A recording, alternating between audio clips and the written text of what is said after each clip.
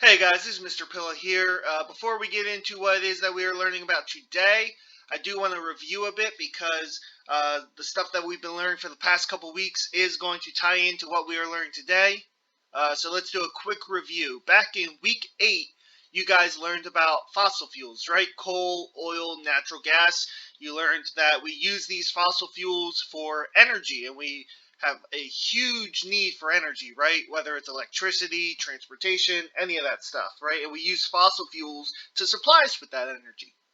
Well, then we learned in week 9 about climate change and how climate change is the direct result of our use of fossil fuels. When we burn fossil fuels, they release carbon dioxide, and all of that extra carbon dioxide is causing climate change. Then, during week 10, we learned about nuclear power and renewable energy, both of which are alternative forms of energy that we can potentially use instead of fossil fuels.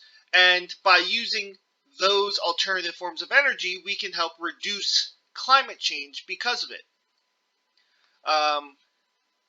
And that leads us to what we are learning about today. Well, if you know anything about climate change, or you pay attention to how climate change is discussed here in the United States, you'll know that there are people who believe that climate change is real, that climate change is being caused by humans, that it is a serious topic, and it is something that we need to work on immediately.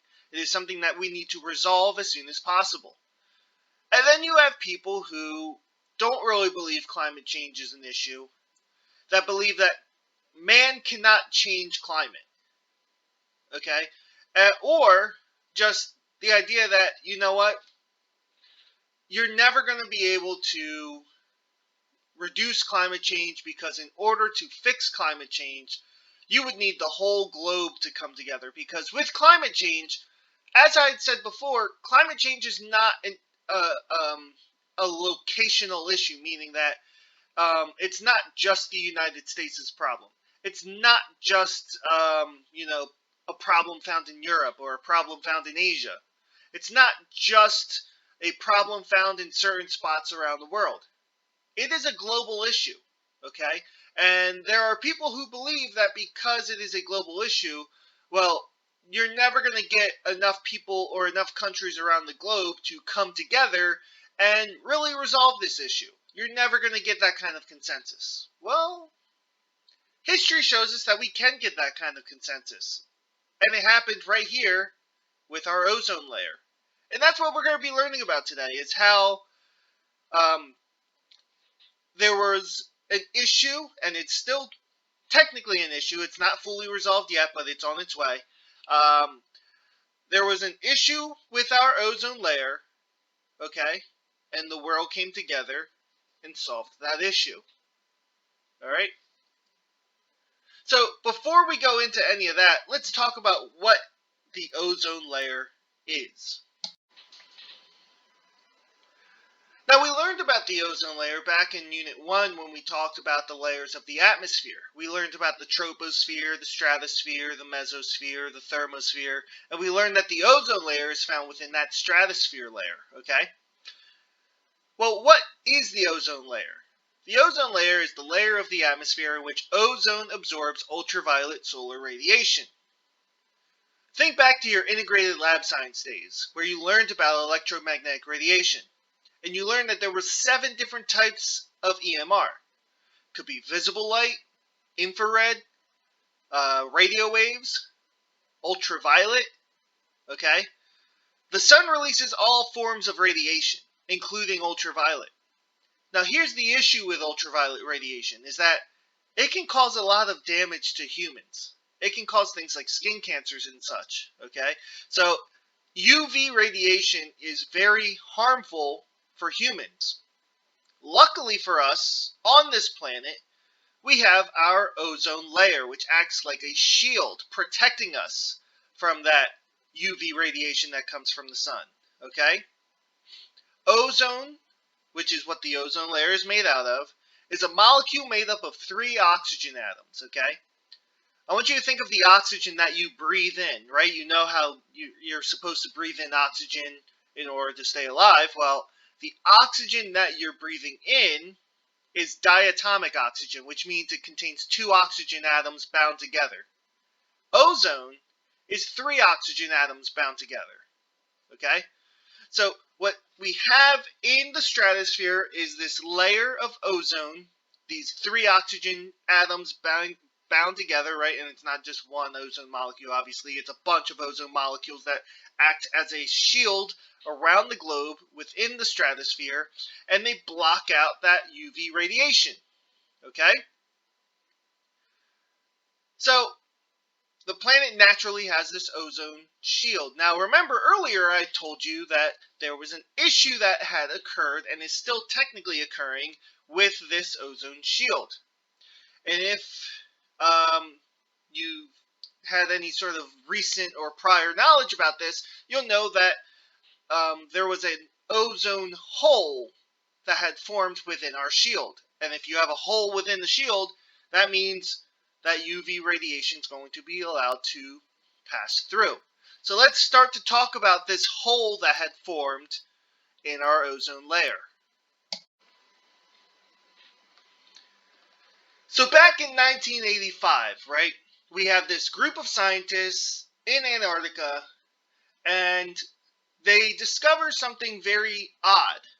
They discover that the ozone layer above the South Pole had thinned by 50 to 98%, meaning that the ozone that was supposed to be found above the South Pole had thinned out. It decreased, okay? So there's less ozone now found above the South Pole at this time.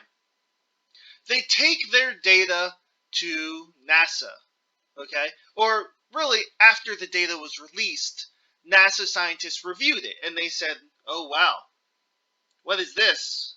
Okay? Now, remember, this is 1985 that this is happening.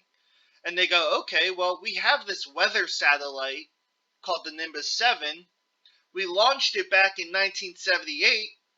Let's take a look and see what the Nimbus 7 data is showing us. Okay?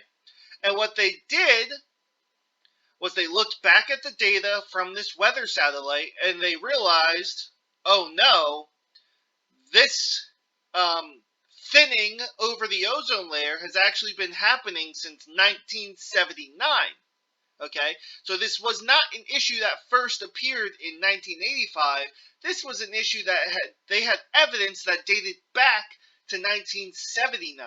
Okay, they had evidence of this ozone hole forming, okay, in the ozone layer, and year after year, they actually showed that it progressively got worse year after year. Let's take a look at some illustrations of this ozone hole phenomena. Now, obviously, this isn't exactly what they looked at because if you can see, you see the year 1990 and 2000. So this is not exactly what they had seen, but this is essentially what was happening and honestly continues to happen. Okay? Here we have the South Pole. We're looking at the globe at the South Pole, right? Now, the ozone hole, the way you know that the ozone hole is present is by the presence of a dark blue purple color, okay? I want you to take a look at 1980. Okay, we see some dark blue and some purple right above Antarctica. But look 10 years later in 1990. And look how much more that hole has grown. Now take a look at the year 2000. Look at how much that hole has grown by then. So year after year, this hole that has been opening up in the ozone layer, okay, has been progressively getting larger year after year after year. Okay? Now here's one thing that I do want to point out is that with this ozone hole, it's not like it stays open and then it just progressively is getting more and more open. It's actually something that year after year, it opens and it closes. It opens and then it fixes itself. Okay? The issue is that after every year, it just opens a little bit more, but then it closes itself. and then it opens a little more, and then it closes itself. Okay? And we'll explain why that happens later on. But I did want to point that out. Alright? So, the scientists, again, back in 1985, discovered, okay, the ozone is thinning over Antarctica. There is an ozone hole that is forming, and this is bad because that's going to allow more UV radiation to penetrate through our atmosphere and reach the surface of the planet, which is where we are, and we don't want that to happen because UV radiation can be major damage for us, okay? So now that we knew what was happening, we had to know why it was happening. What was causing this ozone hole to form? Okay, so like I said, scientists at this time were trying to figure out, well, what is causing our ozone layer to break down, causing it to thin out? One such possibility was chlorofluorocarbons, or CFCs. Okay, actually, dating back into the 70s, scientists were concerned that chlorofluorocarbons might cause the depletion of ozone. Okay, well, what are these chlorofluorocarbons? These CFCs, for many years, were thought to actually be a miracle chemical.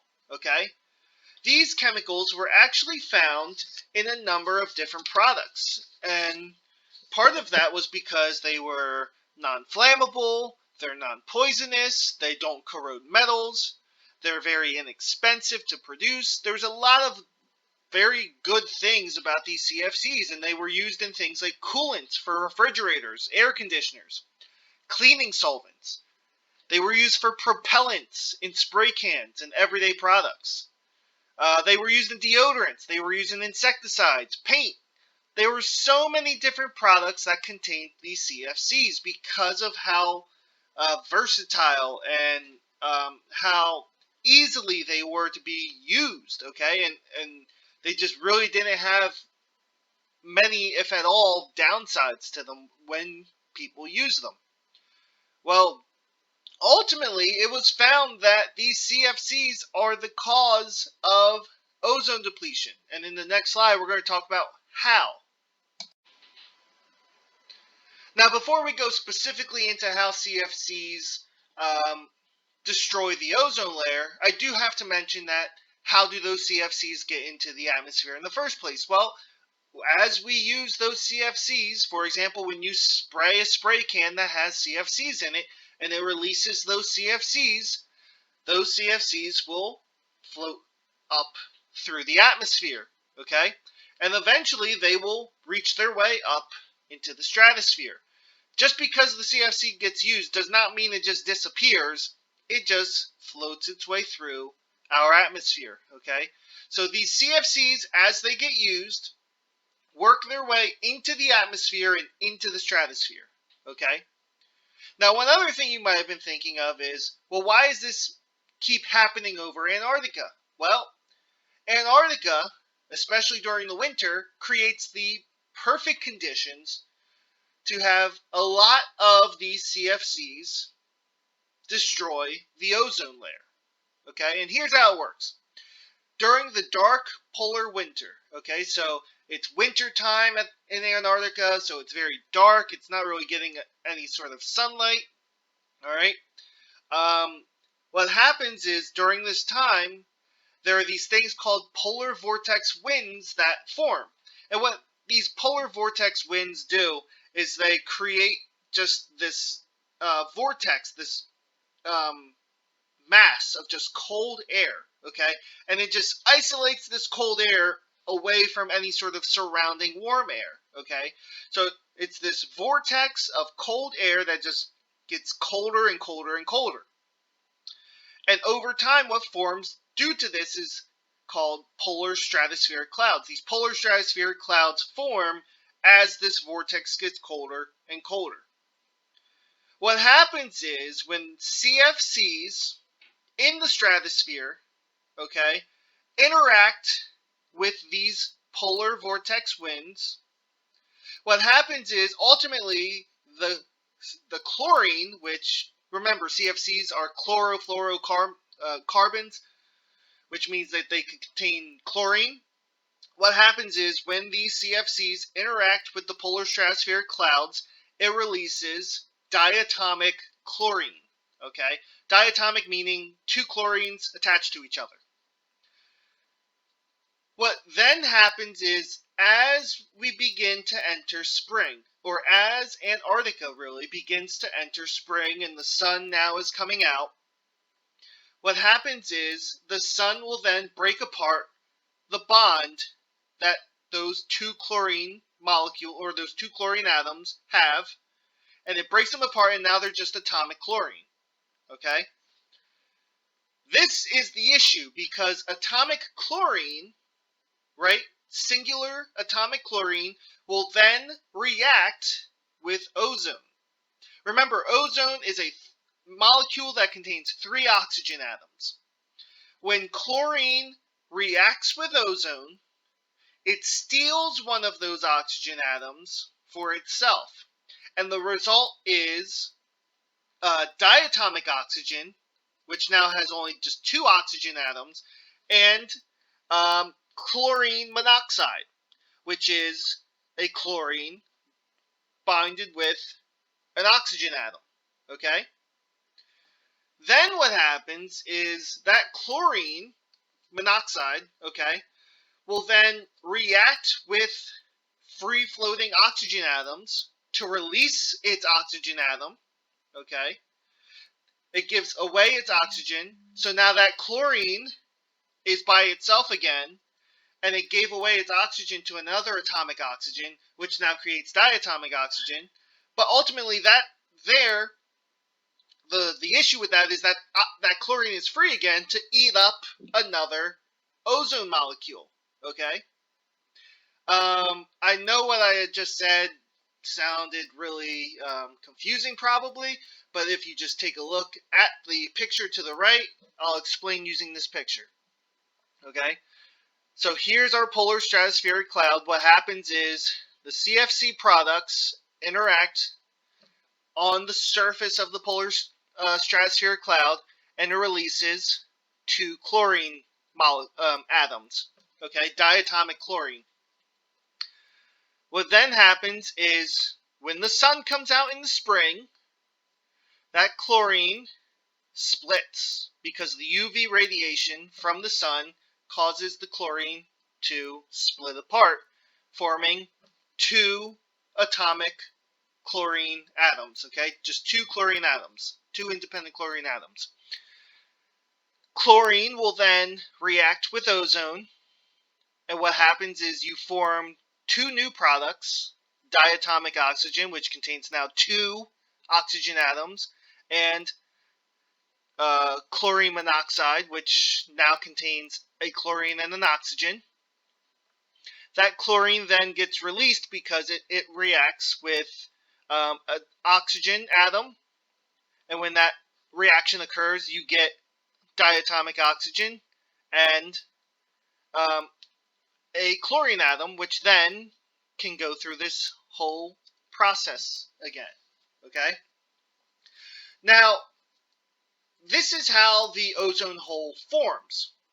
Over time, what happens, though, is as, the sun continues to be out, in about several months or so, all the chlorine that was in this area works its way out of the atmosphere, okay, and the ozone hole begins to fix itself. All of the ozone molecules that were destroyed managed to recombine and fix themselves, and you now have, a fixed ozone layer.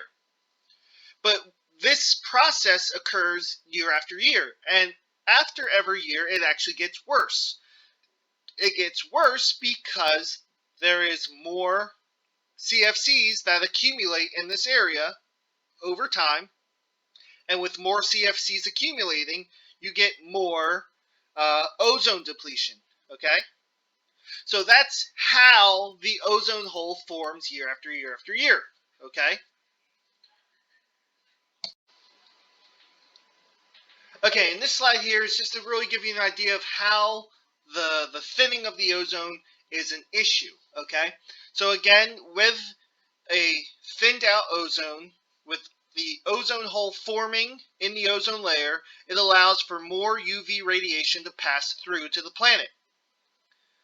As we had mentioned before, this is a problem for humans because it can cause a lot of, illnesses and problems like skin cancers and things like that. Okay? So we know that UV radiation is dangerous to humans, but it doesn't end there. It's not just dangerous to humans. It's dangerous to all sorts of life forms on this planet. Here we have just a couple of examples of different life forms, organisms, that UV radiation can be dangerous for. Okay? Amphibians, marine life, land plants. Okay? Plants can be harmed due to additional or large amounts of UV radiation.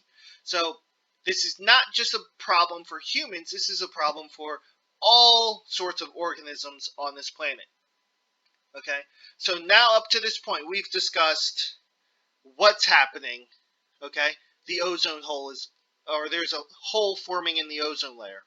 Why is it happening? Well, it's happening because of chlorofluorocarbons, okay? Or CFCs as we call them, okay? Why is this important? Because it can cause a lot of damage to a lot of different organisms on this planet, okay? Now we need to discuss, well, what are we doing about it? And remember, I started this lesson by explaining that this is an issue that the world actually came together for and solved. This is an issue that we, as a globe, have actually been able to figure out. Okay, and let's talk about what it is that the globe came around and did to solve this issue. Alright, so here's what the globe did to solve this issue. And when I say globe, I mean countries around the world that came together to solve this issue. In 1987, I want to stop right there, okay? Think back to when we first discovered this was an issue. We discovered the issue of the ozone layer, or the hole within the ozone layer, in 1985. In 2 years, that's it, 2 years, the world came together, okay? In 1987, a group of nations met in Canada and agreed to take action against ozone depletion, okay? Under an agreement called the Montreal Protocol, these nations agreed to phase out all ozone-depleting substances like CFCs. So they said, listen, we all agree that the thinning of the ozone layer, or this ozone depletion, is a serious problem that needs to be addressed. Here's what we're going to do. We are going to ban the use and production of all ozone-depleting substances, especially CFCs. Now remember, I told you earlier on that these CFCs were considered to be a miracle chemical.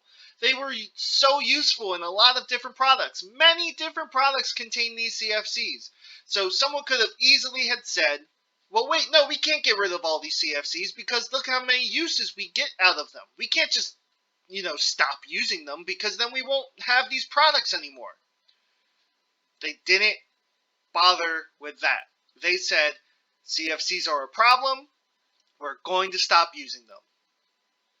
Today, the Montreal Protocol has been ratified by a majority of the world's countries, which means that majority of the countries around the world say, yes, this is what we need to do. The ozone layer, the depletion of the ozone layer is a problem. CFCs are that problem, or causing that problem. We're going to stop using CFCs. We don't care that it's found in a lot of different products. We don't care about all the use we get out of CFCs. They are causing a serious problem. We're going to stop using them. Okay? Now, here's the thing. If you remember back to the image that we had shown earlier, it showed that, up through the year 2000, the hole was still getting bigger. So why is it still getting bigger? Okay, why was the hole still getting bigger after the year 1987 when they decided to stop using CFCs? Well, the issue is that the amount of CFCs that were used in products was a large amount. And when those CFCs were used and they were released into the atmosphere, they were essentially stuck in the atmosphere, meaning that just because we stopped using them in 1987 or, not long after, doesn't mean that all the CFCs that were already in the atmosphere just vanished. Ultimately, what had to happen was all the CFCs that found their way into the atmosphere before this time, okay, before we stopped using them, have to work their way out of the atmosphere. Okay, that's why you still see the ozone hole forming year after year, is because we still have CFCs in our atmosphere. Even though we stopped using them, we still have them in our atmosphere from when we were using them. So ultimately, this issue will not be fully resolved until the CFCs that are already in our atmosphere work themselves out of the atmosphere.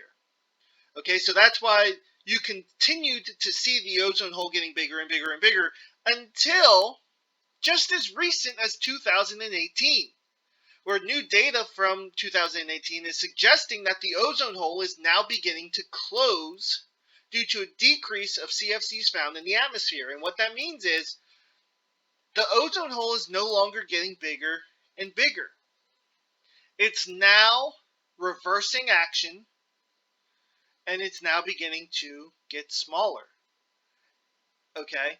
So, even though this was not an immediate result or immediate result really, so even though we stopped using CFCs immediately, even though we didn't get the result we wanted immediately afterward, we see now that because of what we did 30 years ago, we're now starting to see those results happening. Okay,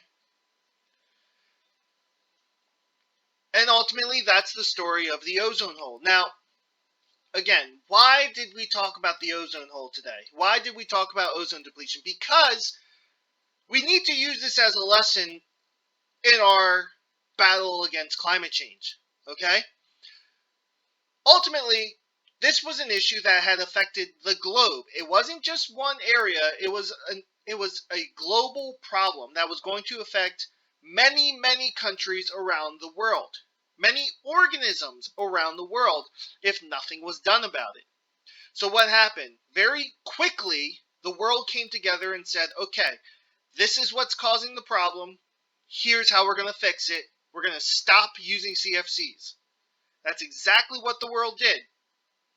And even though the results did not happen immediately, even though the ozone hole was not fixed immediately, they said, this is what we're going to do. We're going to stick through with it. And 30 years later, even though it was not an immediate thing, but 30 years later, we are now seeing the results of banning CFCs. So, with climate change, okay, we need to understand that, yes, the world can come together to solve this problem.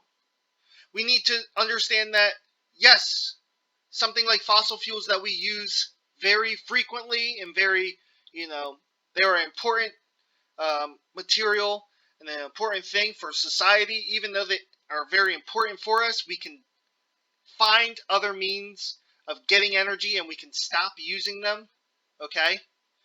And even though we might not see the results immediately, meaning we might not get